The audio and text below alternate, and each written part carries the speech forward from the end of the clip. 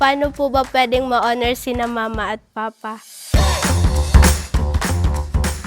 Hi po, Father. My name is Madeline. Paano po ba pwedeng ma-honor sina mama at papa? Thank you po, Father.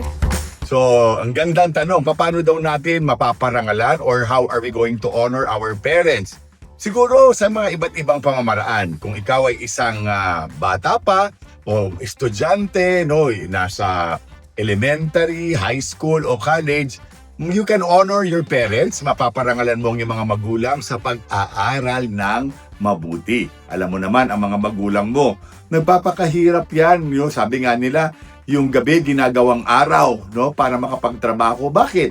Para mabigyan ka ng magandang kinabukasan. So you will be honoring them, no? Ma-honor mo si mama at si papa sa pamamagitan ng pag-aaral, no? Talagang pagsisikapan mo upang hindi masayang yung pinagpapaguran nila.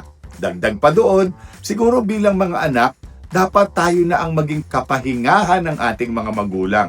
Kasi pagod na sila di ba?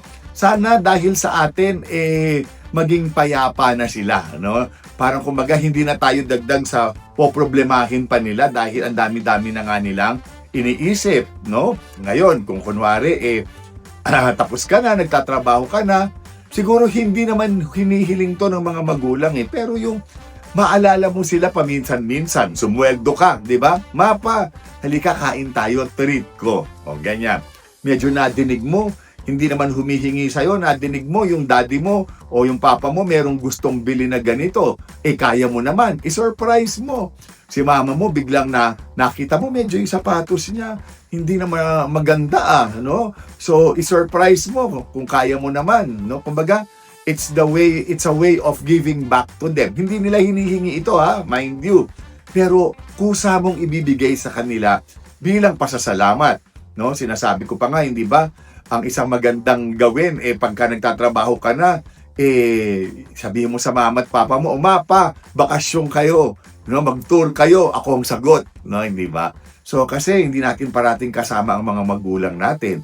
So, habang nandyan sila, you treat them, you pamper them, kahit hindi naman nila hinihingi. At sabi sa Bible, ang nagpaparangal sa kanyang mga magulang ay bibigyan ng mahabang buhay at ang kanyang panalangin ay diringgin ng Panginoon. So yan mga iba't ibang bagay na pwede nating magawa to honor our parents.